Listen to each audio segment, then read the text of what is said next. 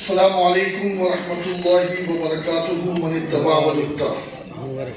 हजारों साल नरगिस अपनी बेनूरी पे रोती है, हजारों साल नरगिस अपनी बेनूरी पे रोती है, बड़ी मुश्किल से होता है चमन में दीदावर पैदा। अबुल कलाम ये कोई नया नाम नहीं है। इंडिया में जब सबसे पहली मर्तबा अंग्रेजों से हमें मुक्ति मिली तो जो एजुकेशन मिनिस्टर थे उनका नाम भी मौलाना अबुल कलाम था। और उस अबुल कलाम को लोग भूलने लगे, तो इस अबुल कलाम ने वो काम किया कि कयामत तक हिंदुस्तान की सरजमीन पे एपीजे अबुल कलाम का नाम बाकी है। एक चीज मैं आपको बताऊं कि एपीजे अबुल कलाम ज़ैनुल आबिदीन इनके वालिद का नाम था। जैसा कि अभी सर ने बताया, रामेश्वरम में वो पैदा हुए और ये एक पवित्र हिंदुओं की पवित्र भूमि है। और उनके वालिद का काम क्या था कि जो यात्री आते थे दर्शन के लिए तो उनके लिए नाव का प्रबंध करना। ये हमारी हिंदुस्तान की गंगा जमनी जो है परंपरा है कि यहाँ पर मिलादुन नबी का जुलूस निकलता है तो हमारे हिंदू भाई उसका इस्तकबाल करते हैं। और अगर कोई यात्री मंदिर में दर्शन के लिए जाता है तो उसके लिए नाव का प्रबंध करने वाले एपीजे अबुल कलाम के वालिद हैं। पूरी जिंदगी एपीजे अबुल कलाम साहब शाकाहारी रहे, पूरी जिंदगी। ये भी एक सूफियों की परंपरा है। और आपको एक बात बताऊं, ये जो संघर्ष है ना, संघर्ष, एपीजे अबुल कलाम ने जिस माहौल में आंख खोला था, आप और हम होते तो शायद बचपन ही में सुसाइड कर देते। लेकिन उन्होंने कभी भी नेवर गिव अप, ये उनका नारा है, जरा मेरे साथ लगा दे, नेवर गिव अप। उन्होंने यही नारा दिया, कभी भी अपने आप को सरेंडर नहीं करना है। परिस्थिति कैसी हो, माहौल कैसा हो, सामने क्यों? क्योंकि उनके वालिद ज़ैनुल आबिदीन है और ज़ैनुल आबिदीन नाम है इमाम हुसैन शहीद करबला के उस बेटे का जो करबला में मौजूद था। उन्होंने तो संघर्ष सीखा था ना, और बेटे को बचपन से सिखाया था। रामेश्वरम की तालीम हो गई, उसके बाद उन्होंने बीएससी में दाखिला लिया कृष्णापल्ली में।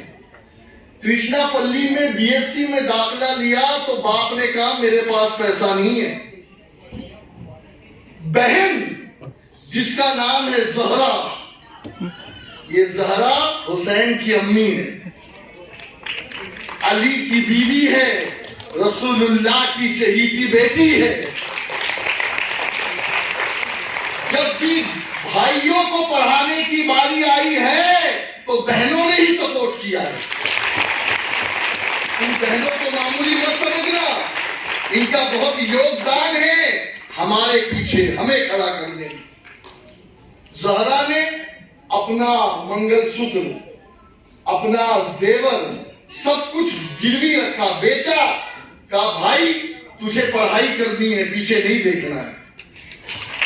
और आज एपीजे अबुल कलाम को बाद में सलाम, पहले मैं उनकी बहन ज़हरा को सलाम करता हूं कि जिसने आज अपने भाई को इतना ऊंचा मकाम दिया।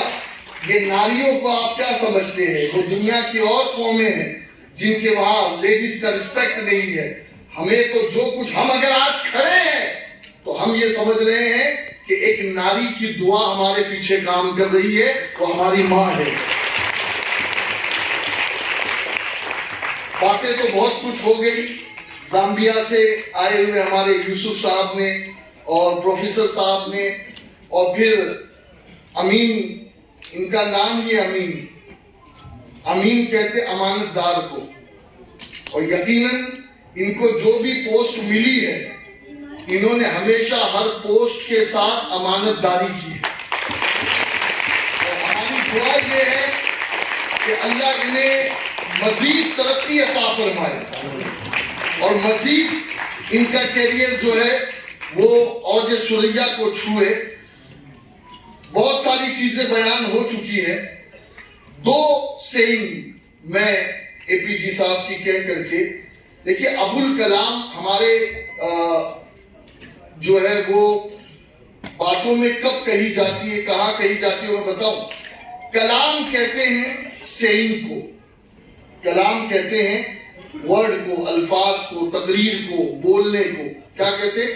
कलाम। और अबुल कलाम कहते हैं कि तमाम बोलने वालों का बाप, तमाम बोलने वालों का बाप। आपको पता है जब कलाम साहब ने कहा ना मैं शादी नहीं करूंगा, तो उनके जो फादर थे वो टेंशन में आ गए। कहा बेटा तेरा नाम कैसे बाकी रहेगा, तेरा नाम कैसे बाकी रहेगा? इसलिए कि बेटे और बच्चे ही नाम आगे चलाते हैं, तुझे कौन याद करेगा?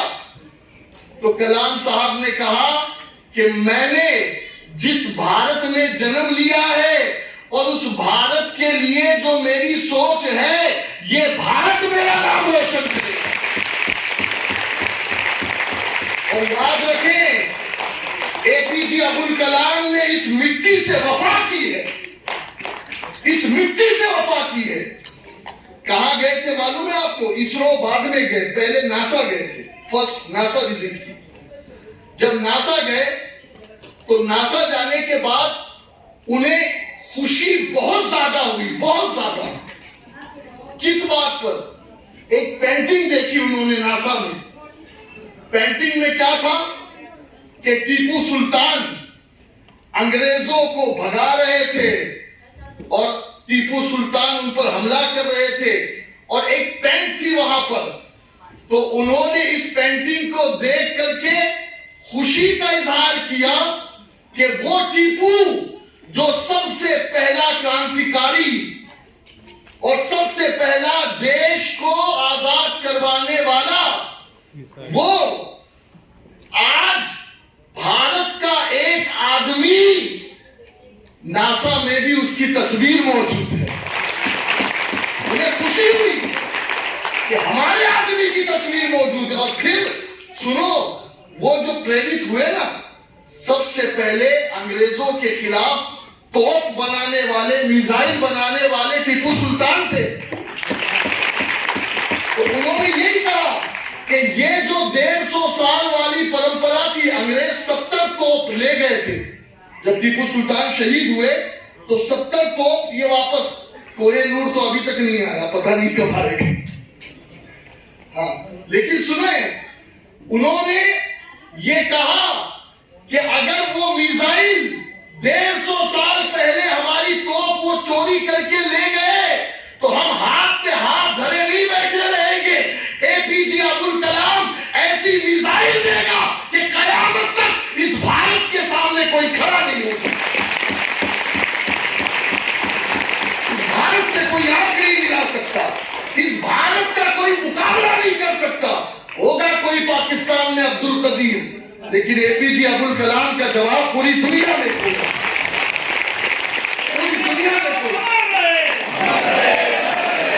हिंदुस्तान जिंदाबाद, जिंदाबाद, जिंदाबाद। मेरे दो भाई भी यहाँ मौजूद है, हाजी रफत साहब के बड़े भाई और अल्लामा कारी मोइनुद्दीन साहब जो जामा मस्जिद आंगरान के इमाम हैं। लेकिन चूंकि अमीन भाई का हुक्म यह है कि वक्त में किल्लत है, तो इंशाल्लाह कारी साहब की दुआ से हम इख्तिताम करेंगे। बस दो उनकी सेइंग, वो कहते हैं कि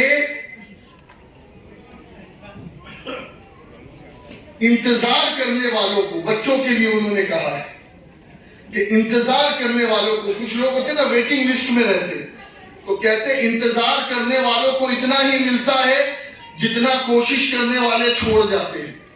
लिहाजा इंतजार करने वाले मत बनो, स्ट्रगल करने वाले बनो, स्ट्रगल करने वाले। और दूसरी चीज उन्होंने ये कहा कि सपना वो नहीं जो तुम्हें सुला दे, सपना वो है जो तुम्हारी नींद से तुम्हें उठा दे और तुम्हें सोने ना दे। वो सपने देखना बंद करो जो तुम्हें सुला रहे हैं, वो सपना देखो कि जो तुम्हारी आंख भी खोल दे और तुम अपने लिए तो सब जीते हैं, अपने वतन के लिए जी करते हो, अपने वतन के लिए, अपनी मिट्टी के लिए। और आखिरी बात, एपीजे साहब की बड़ी बातें हैं, उनकी किताबें पढ़े, हमारे लिए मार्गदर्शन है उनकी किताबें। वो कहते हैं कि मुझे तो लाइफ इतनी शॉर्ट मिली है कि मैं सही तरीके से लोगों से प्यार नहीं कर पा रहा, किसी को प्यार नहीं दे पा रहा। ये लोगों के पास नफरतों का टाइम कहां से आ गया?